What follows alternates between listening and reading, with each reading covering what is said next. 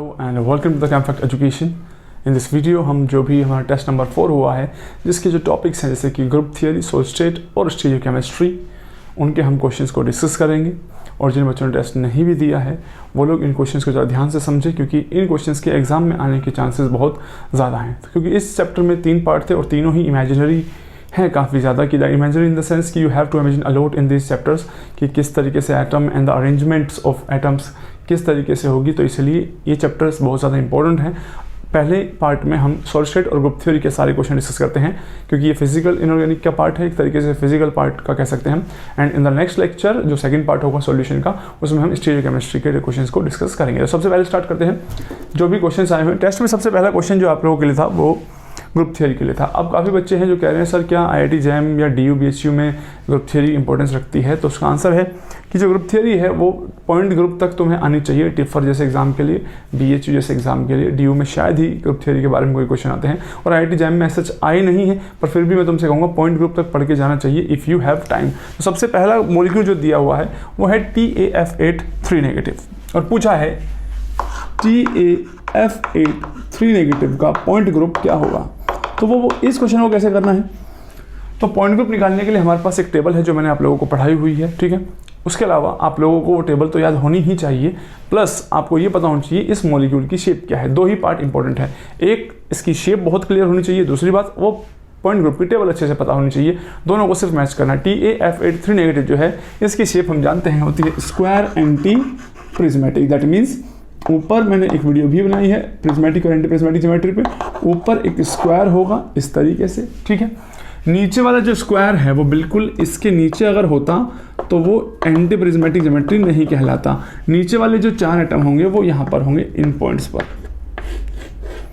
इन point पर। ऊपर वाले 4 इन पॉइंट्स पर हैं, और मेटल जो है वो कहाँ है, बीच में है। तो आप लोग ये समझ सकते हैं कि अगर सीधा मैं क्या करूँ, प्रिज्मेटिक होता बिल्कुल एग्जैक्ट इनके नीचे एटम होते, लेकिन एक्चुअल में एटम्स कहाँ पर हैं, इन पोजीशन पे हैं, और बीच में यहाँ पे TA प्रेजेंट होगा, और 8 पोजीशन जो है यहाँ पर F F F F F F and F, ये मेटल से किसी तरीके की बाइंडिंग रखते होंगे। अच्छा, तो मेन चीज़ हमारी शेप हमें पता चल गई है कैसी हो गई है, स्क्वायर एंटी प्रिज्मेटिक। और स्क्वायर एंटी प्रिज्मेटिक का मतलब है 2 स्टैगर्ड स्क्वायर। और मैंने बताया था कभी भी 2 स्टैगर्ड स्क्वायर हो जाते हैं तो एक चीज़ मैंने फाइंड आउट करके क्लास में बताई हुई है। तो पॉइंट ग्रुप आएगा D4D, ठीक है। अगर ये दोनों एक्लिप्ड होते, दोनों सीधे स्क्वायर होते, तो D4H होता है। यानी मैंने बताया है इस कॉन्सेप्ट को ध्यान रखना, स्टैगर्ड जितने भी होते हैं, 2 ट्राइंगल भी होते तो स्टैगर्ड के पॉइंट ग्रुप होते हैं DND, और अगर एक्लिप्स होता है तो पॉइंट ग्रुप होता है DNH। N is the number of side, जैसे स्क्वायर है। स्टैगर्ड ईथेन आ गया, ईथेन जो है वो तरीके से ट्रायंगल की तरह बनता हुआ स्टैगर्ड ईथेन में न्यूमरल पोजीशन बना के देखोगे तो D3D, और अगर एक्लिप्स ईथेन है तो D3H। इस तरीके से आप सारे क्वेश्चन को अचीव जो सही मार्क कर सकते हो। नेक्स्ट क्वेश्चन की तरफ आगे बढ़ते हैं। इसके अलावा क्वेश्चन है calculate the number of atoms per unit cell when all the atoms 110 plane are removed for BCC structure. क्या हम BCC स्ट्रक्चर्स को जानते हैं? तो पहले तो तुम्हें BCC का आइडिया होना चाहिए, और इस पूरी ही स्टीरियोकेमिस्ट्री में, ग्रुप थ्योरी में सबका बहुत अच्छा इमेजिनेशन का पार्ट है, तो बहुत कुछ सीखने को मिलेगा इन क्वेश्चंस को समझने से भी। क्वेश्चन में बताता हूँ, उसने कहा BCC स्ट्रक्चर है, तो हम यहाँ से आइडिया लगाएंगे। हर एक कॉर्नर पर एक एटम है और एक बॉडी के सेंटर पे है। 110 प्लेन के अलोंग जितने भी एटम आते हैं उनको हटा दीजिए।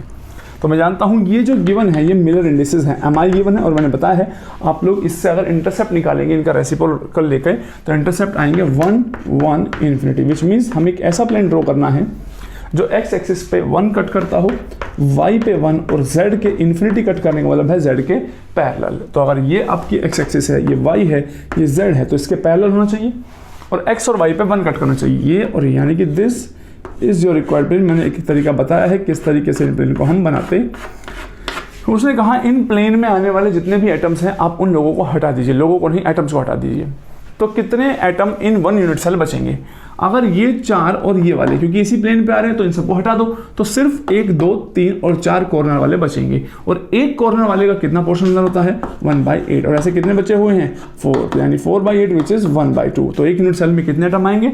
1/2। ये बात ध्यान रखना। प्लेन के ऊपर आने वाले एटम जनरली हम उन्हीं को मानते हैं जिनका सेंटर जो है उस प्लेन के ऊपर आ रहा हो। ये जो मैं बात बता रहा हूँ ये बहुत इंपॉर्टेंट है।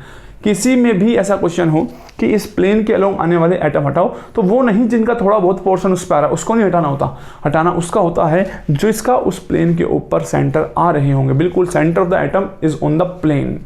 ऐसे ही अगर मैं तुमसे कभी कहूं किसी पर्टिकुलर एक्सिस के अलोंग एटम हटाओ, तो तुम्हें वो एटम हटाने होते हैं जिनका जो सेंटर है उन एक्सिस के ऊपर आ रहा होता है। अगर उसका सेंटर एक्सिस से आगे या पीछे है तो उस एटम को हम कभी भी रिमूव नहीं करेंगे। तो ये दो अच्छे क्वेश्चन है काफी।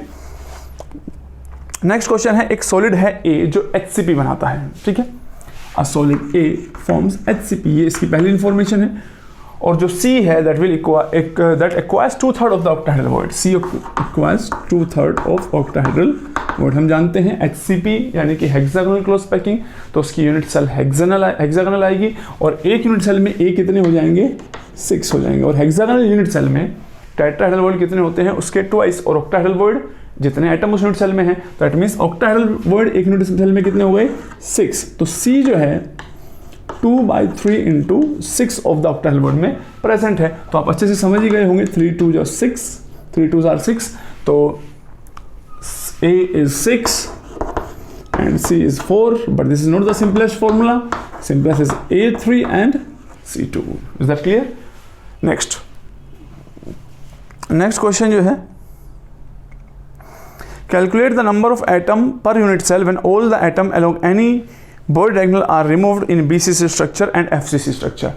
BCC और FCC स्ट्रक्चर में किसी एक Boyd diagonal 4 होती है क्यूब में, किसी भी एक के along आने वाले सभी एटम को हटा देंगे तो कितने एटम पर यूनिट सेल बचेंगे आपको कैलकुलेट करने हैं। और आई होप किसी को इसमें कोई दिक्कत नहीं होनी चाहिए। तो BCC में अगर Boyd diagonal के along देखो, तो ये है Boyd diagonal, जरा ध्यान से समझो, ये मैं आपको बता देता हूँ कि 4 में से किसी भी एक भी Boyd diagonal के अलोंग पड़ने वाले सभी एटम्स को आप लोगों को हटा देना है। तो BCC में ये वाला एटम इस पे पड़ेगा, सेंटर इसका पड़ेगा, और बाकी कॉर्नर वाले एटम जो हैं वो उनका इस Boyd diagonal से कोई लेने देना नहीं है। तो ये एटम हट गए, सिर्फ 6 कॉर्नर वाले बचे। तो BCC में 6/1/8 विच इज 3/4। तो कितने एटम बचे एक यूनिट सेल में, 3/4। अगर ये FCC होता तो यहां पर कोई एटम नहीं होता। FCC होता तो सिर्फ 2 हटते, ये कॉर्नर वाला और ये कॉर्नर वाला, और किसी का भी सेंटर इस पे नहीं आता। FCC में कहां एटम होते हैं, कॉर्नर पर और हर एक फेस के सेंटर पर। तो अगर आप FCC बनाते, लेट्स सपोज मैं इसको FCC कर देता हूं, तो बीच में कोई एटम नहीं है। FCC का मतलब कहां है, ऊपर वाले फेस के सेंटर, नीचे वाले फेस के सेंटर, राइट लेफ्ट, पीछे और फ्रंट में है। और जो Boyd diagonal है उस पर एक तो इस वाले एटम का सेंटर आएगा और एक इसका, जैसे यहाँ पे देख सकते हैं, और किसी का भी इस पे सेंटर नहीं आएगा। तो इन दोनों को हटा दो। फेस वाले एज इट इज वहीं के वहीं हैं। फेस वाले का कंट्रीब्यूशन कितना होता है, 1/2, और ऐसे कितने हैं, 6। और कॉर्नर वाले का कंट्रीब्यूशन यूनिट सेल में 1/8 होता है, और ऐसे कितने हैं, 6 हैं। इनको जोड़ देना, आपका आंसर आ जाएगा। बात क्लियर हो रही है, ठीक है। अब हम नेक्स्ट क्वेश्चन की तरफ चलते हैं। ओके,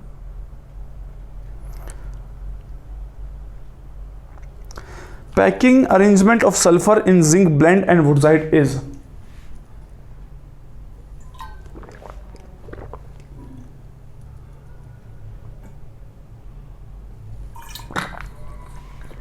जिंक ब्लेंड और वुडसाइड में पैकिंग किस टाइप की होती है। दोनों में मैंने जब पढ़ाया था बताया था कि ब्लेंड जो है उसमें सल्फाइड आयन जो है CC पे अरेंजमेंट बनाते हैं, और वुडसाइड में कैसे बनाते हैं, हेक्सागोनल क्लोज पैकिंग। तो बहुत सिंपल क्वेश्चन है, तो ठीक है। नेक्स्ट,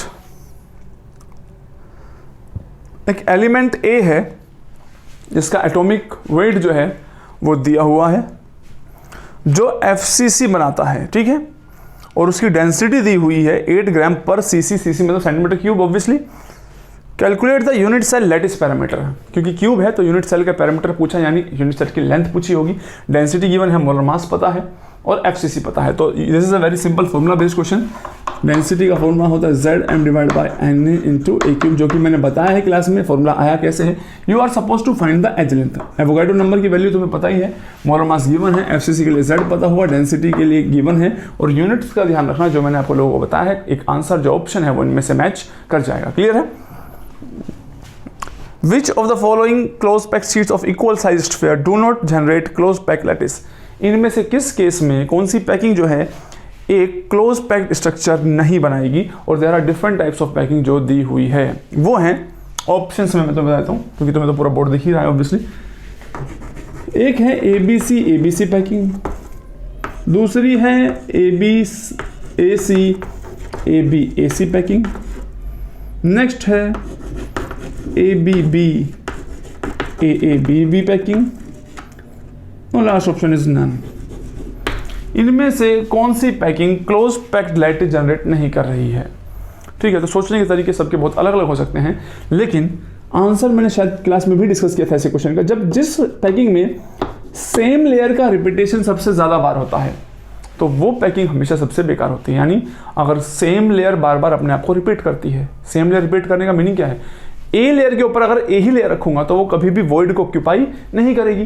तो जब लेयर के ऊपर लेयर आती है तो कभी भी वॉइड ऑक्यूपाई नहीं होते हैं और पैकिंग अच्छी नहीं होती है। तो अगर ऐसे क्वेश्चन हो तो उनका कॉन्सेप्ट ये है, जिसमें सेम लेयर का रिपीटेशन सबसे ज्यादा बार होता है वो लीस्ट एफिशिएंट पैकिंग काउंट होती है। क्या इतनी बात क्लियर है सभी के लिए?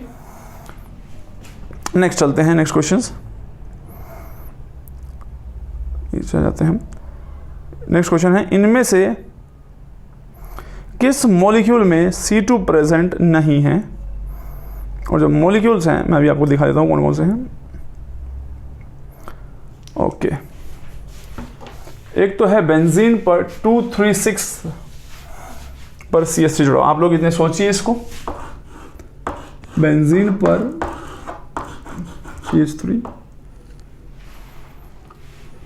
CH3 और CH3। आप लोग इसमें सोचिए क्या इसमें C2 प्रेजेंट होनी चाहिए या नहीं होनी चाहिए?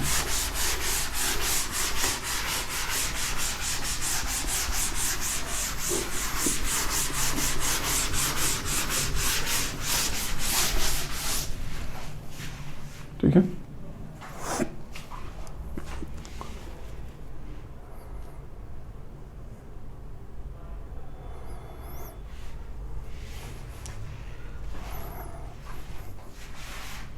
सोचो। तो ये जो CH3 है, अब हम इसको पूरे डिटेल में समझते हैं।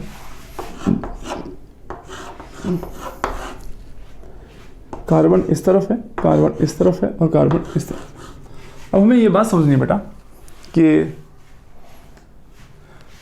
पॉइंट ये है कि अगर ये कार्बन ही होते बस यहाँ पर तो C2 जरूर होती, वो होती ये वाली एक्सिस। इसके अलावा 180 डिग्री रोटेट करते ये वाला कार्बन इधर आ जाता और ये वाला इधर आ जाता। जो बात हम समझ पा रहे हैं, ठीक है। किस एक्सिस की बात कर रहा हूं मैं? इस वाली एक्सिस की। लेकिन सीन कुछ इस तरीके से भी है कि इसके पास 3 H जुड़े हुए हैं, यानी CH3। ये कार्बन अगर होता सिर्फ तो कोई दिक्कत नहीं थी। अब हमें देखना है क्या हाइड्रोजन भी अपनी पोजीशन को चेंज कर पाएंगे या नहीं कर पाएंगे। उसको मैं समझाता हूं with the help of a model. देखो जरा ध्यान से। अब यहां सिचुएशन कुछ इस तरीके से है। इस कार्बन के पास एक बॉन्ड तो इसका इधर बना हुआ है। मैं एक बार और एक और मार्कर कलेक्ट कर लेता हूं अगर मेरे पास हुआ तो, अदरवाइज हम पेन को यूज कर लेंगे। But I would prefer a marker, और मेरी नज़रों से बच नहीं पाया है एक मार्कर जिसको मैंने ढूंढ लिया। ये देखो, ये था टेट्राहेड्रल। और पॉइंट ग्रुप वाले जो ग्रुप थ्योरी के जो सारे लेक्चर मैंने पढ़ाए हुए हैं यूट्यूब पर हैं, आप जाके देखिए। मैंने बताया टेट्राहेड्रल में ये वाली एक्सिस जिसमें CH आता है वो कौन सी एक्सिस होती है? C3 होती है। C2 जो है वो ये वाली होती है जो यहाँ से जाती है 2 CH के बीच से। 180 डिग्री रोटेट जब करते हैं तो ये दोनों ग्रीन वाला और ये आपस में अपनी पोजीशन चेंज करते हुए नजर आएंगे, और ऊपर वाला और नीचे वाला भी 180 डिग्री रोटेट करने पर अपनी पोजीशन चेंज कर लेंगे। तो यानी कि C2 वो वाली होती है टेट्राहेड्रल में जो इनके बीच से जा रही हो। अब जरा ध्यान से देखो, इस केस में ये जो कार्बन है ये टेट्राहेड्रल है ऑब्वियसली। अब मान लो तुम कि एक बॉन्ड इधर है एक इधर है प्लेन में H, तो एक प्लेन से बाहर जाता हुआ H नजर आएगा और एक प्लेन के अंदर जाता हुआ नजर आएगा। यानी कि अगर ये H होता है यहाँ पे मान लो दिस, तो ये टेट्राहेड्रल होता। और टेट्राहेड्रल में C2 कभी भी वो नहीं हो सकती है जो एक CH बॉन्ड को कंटेन कर रही हो, वो हमेशा C3 हो सकती है। तो इसमें इंपॉर्टेंट पॉइंट ये है, एग्जामिनर ने इसको CH3 ऐसे बना के नहीं दिखाया, बहुत क्लेवरली उन्होंने ये गेम खेला है कि सिर्फ ऐसे बना के दिखा दिया ऐसे, ताकि बच्चों को इसमें क्या नजर आ जाए, C2। तो इसमें कोई C2 प्रेजेंट नहीं है। इंटरेस्टिंग क्वेश्चन है। देखो ऐसा हो सकता है जो मैं क्वेश्चन डिस्कस कर रहा हूँ उनमें से काफ़ी ज़्यादा पार्ट तुम्हें आते हो, लेकिन हर क्वेश्चन को सुनना बहुत ज़्यादा ज़रूरी है। एक तो नया सोचने का तरीका मिलता है। Question discussion is the most important part. अभी एग्जाम को हमारे बहुत टाइम है, जितने भी क्वेश्चन करा रहा हूँ हर क्वेश्चन को समझो। और मैं पहले बता चुका हूँ 80% क्वेश्चन आप लोगों को मैंने जो पढ़ाए हैं क्लास में एज इट इज़ नज़र आएंगे। कॉन्सेप्ट जो मैं कह रहा हूँ वो सोचने का तरीका तुम्हें पेपर में यही अप्लाई रखना है। इसके अलावा अब हम बात करते हैं इस टाइप के मॉलिक्यूल की। ऐसे अब ये बात ध्यान रखना कि इनको स्ट्रक्चर की तरह देखो, ये इधर है, ये इधर है, ये प्लेन से इधर है, ये प्लेन है तो प्लेन में, या तो इसको ऐसे मान लो। सीधी सी बात है, या तो तुम इसको प्लेन से बाहर आते हुए और इस वाले को प्लेन से अंदर जाते हुए देख रहे हो, तो ये दोनों बोर्ड के प्लेन में हो जाएंगे। ठीक, ऐसे ही देखना पड़ेगा। अब क्या इसमें कोई C2 होगी, तो जरा ध्यान से देखो मैं किस एक्सिस की बात कर रहा हूं। अकॉर्डिंग टू मी जो बिल्कुल इसके सेंटर से ऐसे निकल रही है और नीचे रोटेट थ्रू 180 डिग्री। अगर तुम्हें कभी भी मॉलिक्यूल में बहुत सारा पार्ट है और उसमें एक्सिस से ढूंढनी हो और तुम्हें लगता है सर बहुत ही दिक्कत हो रही है, तो उस मॉलिक्यूल को छोटे छोटे पार्ट्स में तोड़ लो। जैसे कि इसमें से हम इस पार्ट को तोड़ लेते हैं सिर्फ अलग।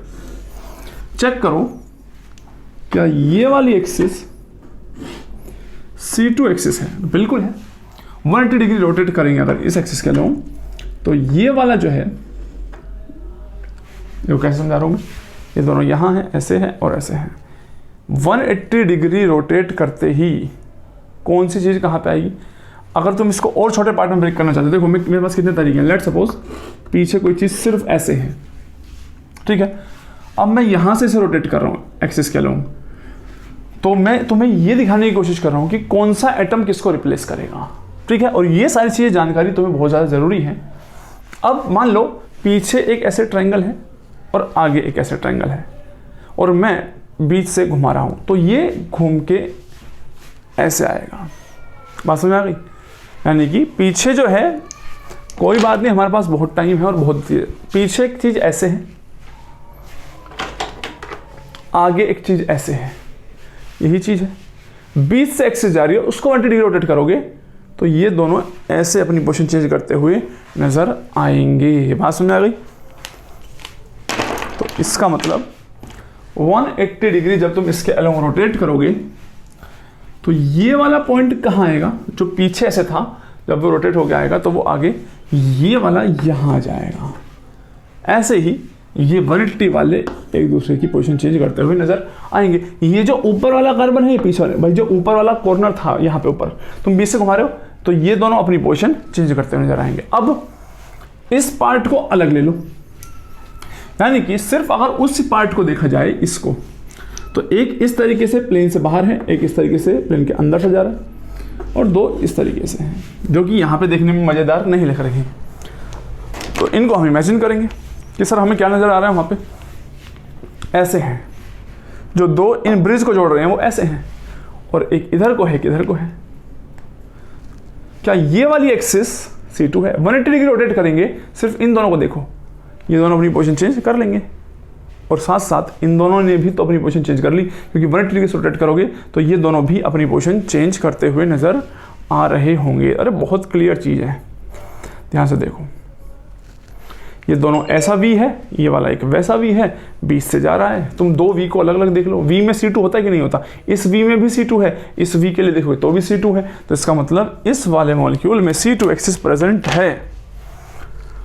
तो ये डिफरेंट तरीके जो है मैं तुमसे डिस्कस कर रहा हूँ, अदरवाइज आंसर मैं भी बता सकता हूँ क्या होगा। अब हम बात करते हैं नेक्स्ट मॉलिक्यूल की तरफ। Next molecule is Cl, double bond CCl।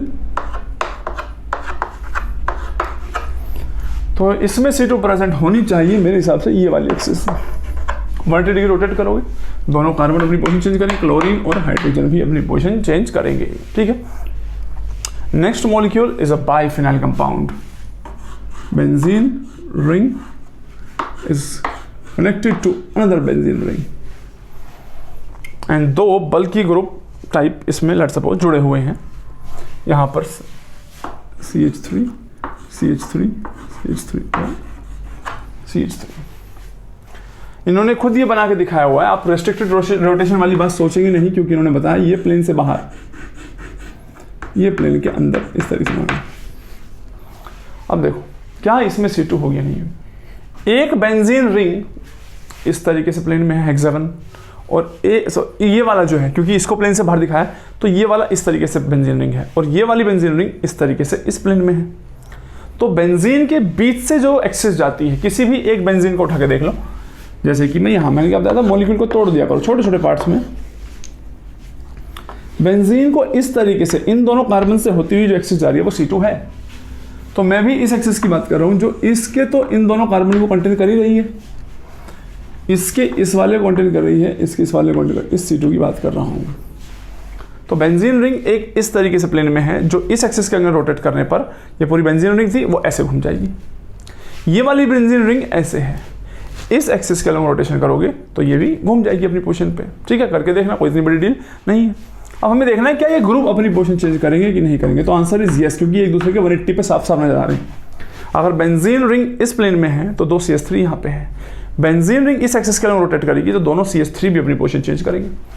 Benzene ring इस प्लेन में है, एक CH3 इधर है, एक CH3 इस तरफ इधर है। देखो बेंजीन रिंग कैसे, इस तरीके से बेंजीन रिंग इस प्लेन में है, दो CH3 ऐसे, यहाँ से एक्सिस आ रही है।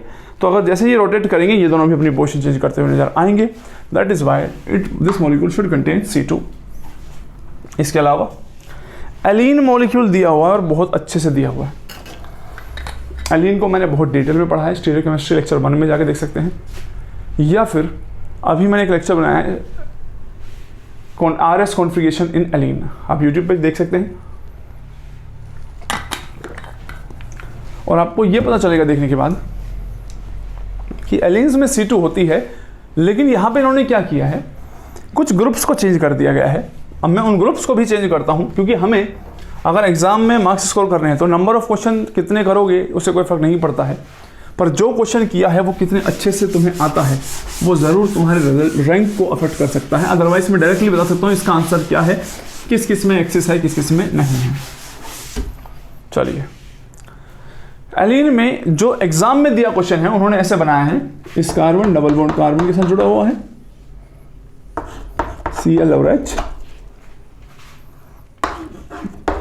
H, और ये IIT JAM का क्वेश्चन है, मेरे को याद है।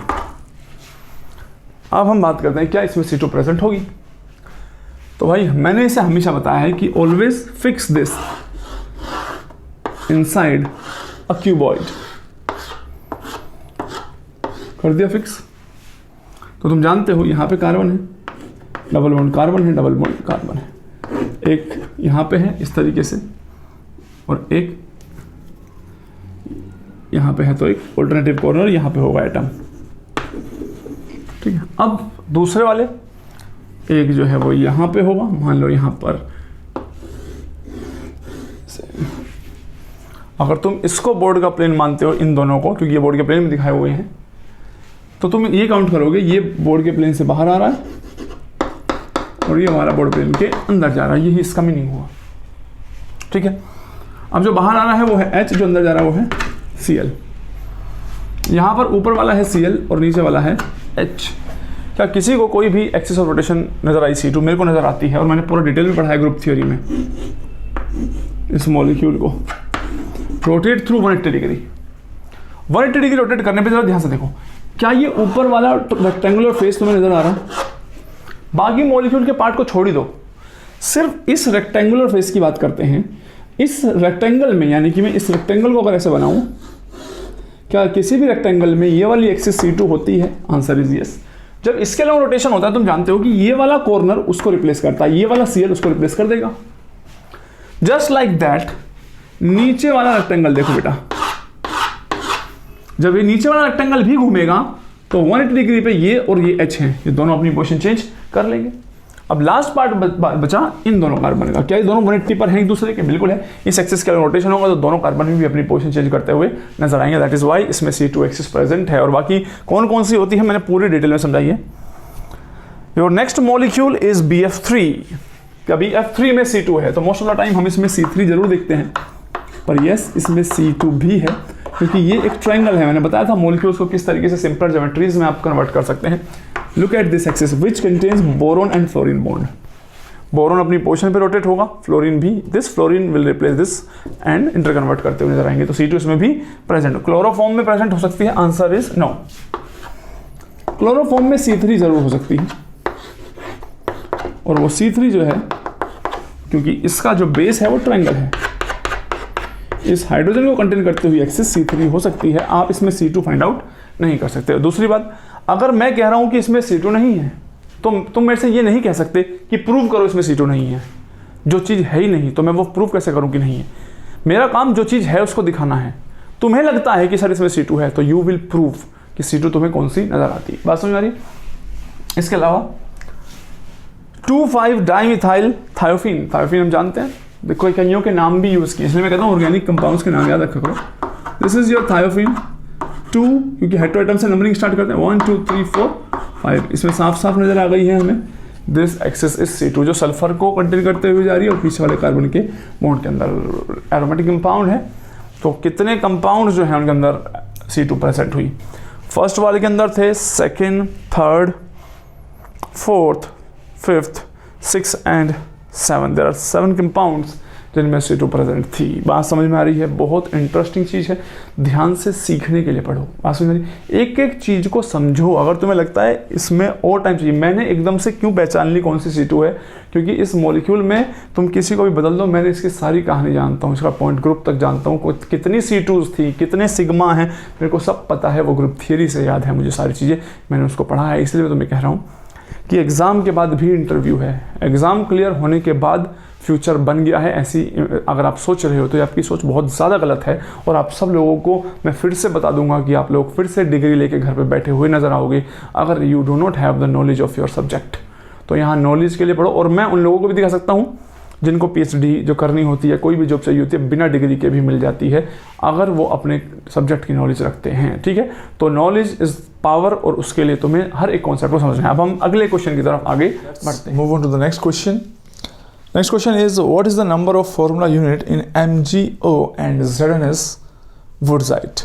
मैग्नीशियम ऑक्साइड, इसमें MgO वर्ड यूज़ किया है। क्या मैग्नीशियम ऑक्साइड के बारे में आप लोग थोड़ा सा भी आइडिया रखते हैं? This is वुडसाइट।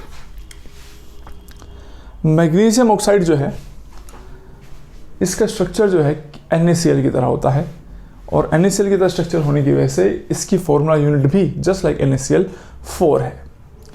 और ZnS जो है, इसकी 2 फॉर्म होती है, मैंने आपको पहले भी बताई है, एक ब्लेंड, एक वुडसाइट। ठीक है, which sounds very similar to Blenders Pride, but actually it's blende and wurtzite. तो इसमें हमें पता लगाना है कि वुडसाइट वाले में फॉर्मूला यूनिट क्या होती है। तो मैंने एक एक कंपाउंड डिटेल में कराया हुआ है, that is why 4 and 6।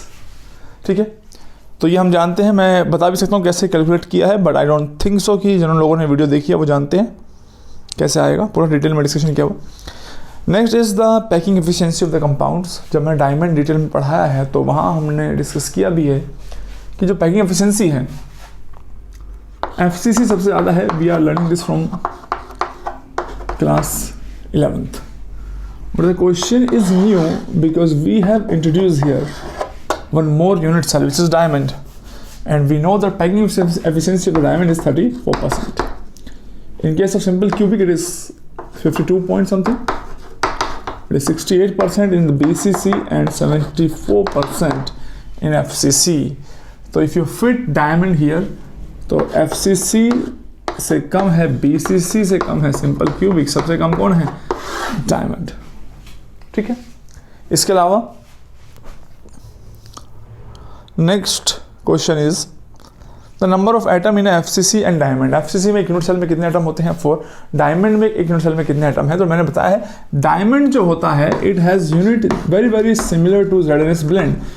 This was a question in IIT JAM, कि IIT जैम में क्वेश्चन था कि जो डायमंड की यूनिट सेल है that resembles to which unit cell of ionic crystal? Answer was ZnS blende, not the wurtzite. ठीक है, अब हम जानते हैं ZnS ब्लेंड में जिंक की sulphide forms CCP and Zn2 plus ions are present in half of the tetrahedral void, or the correct word is alternative tetrahedral void. But in case of diamond, every atom is carbon. So in case of carbon, carbon is present at the corner and the face center. Also, carbon is present in half of the tetrahedral voids. That is why the number of carbon atom in one unit cell will be 8. Think about it. मैंने class में discuss किया हुआ है सारा. Which of the following, next question is, an FCC lattice has lattice parameter of 400 picometer. एक FCC का lattice है which have unit cell 400 picometer. This is very interesting question और बहुत सारे बच्चों की डाउट लिस्ट में भी होगा. Question is, calculate the volume of lattice.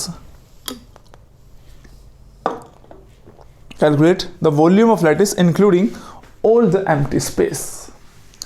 तो कैसे निकालेंगे? including all the empty space का क्या मतलब है? Calculate the molar volume. molar volume किसकी होती है? n एटम्स की होती है.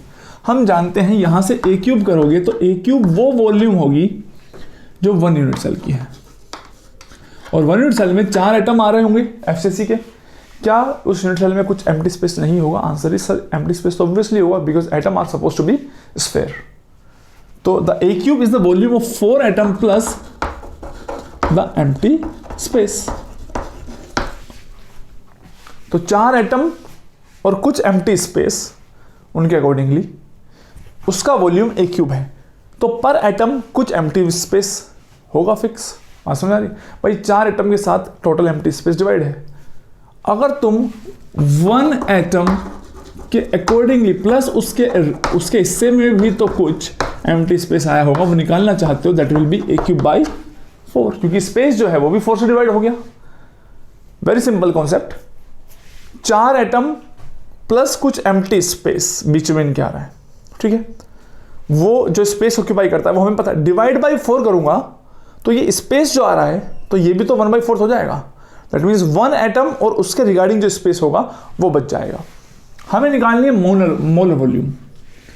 तो molar volume is the volume of n atoms, और हमें पर एटम एम्प्टी स्पेस पता है तो n एटम के इंक्लूडिंग एम्प्टी स्पेस लिखा है, तो including empty space answer will be a cube by 4 into n. This should be your answer.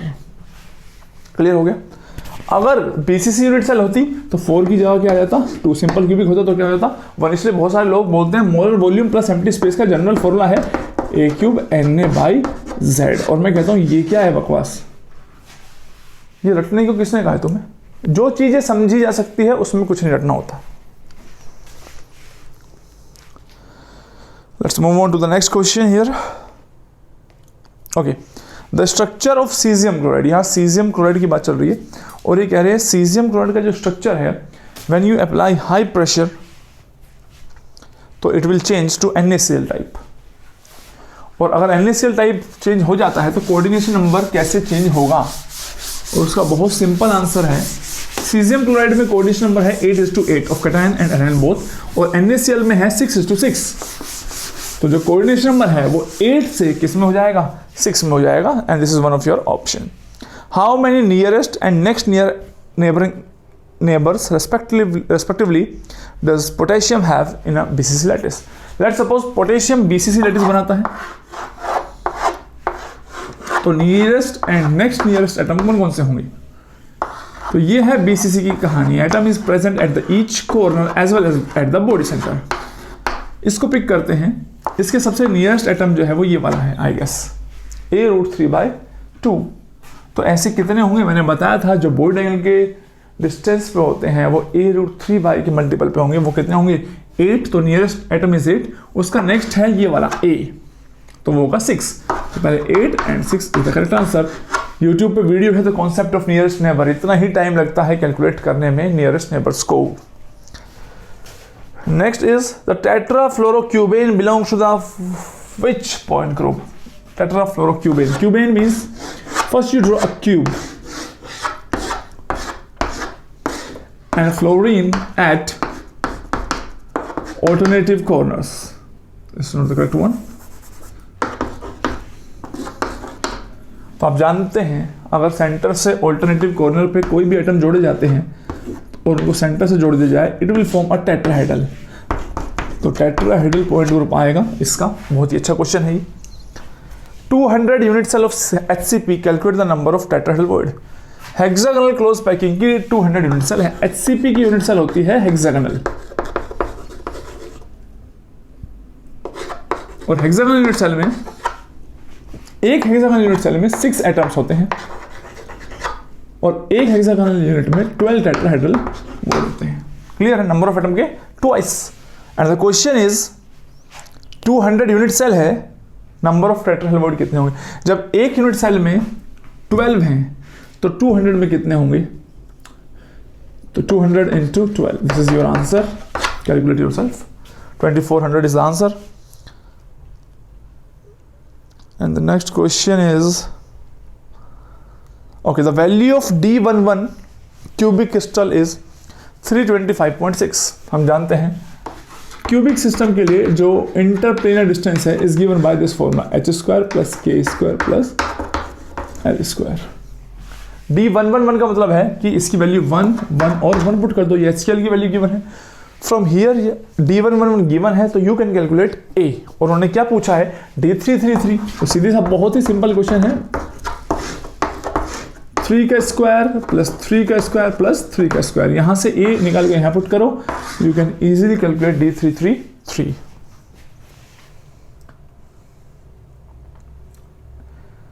Let's move on to the next question. Okay, the next question is, and this is the last question. Iron oxide crystallized in a cubic structure and each edge of the unit cell is 5 Armstrong, which means the edge length is 5 Armstrong. FeO का crystal है, density given है, total number of ions in the each unit cell पूछा है।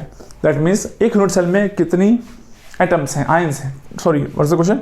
Calculate total number of ions. Yes, अगर तुम density का formula जानते हो, that is Zm divide by Na into A³।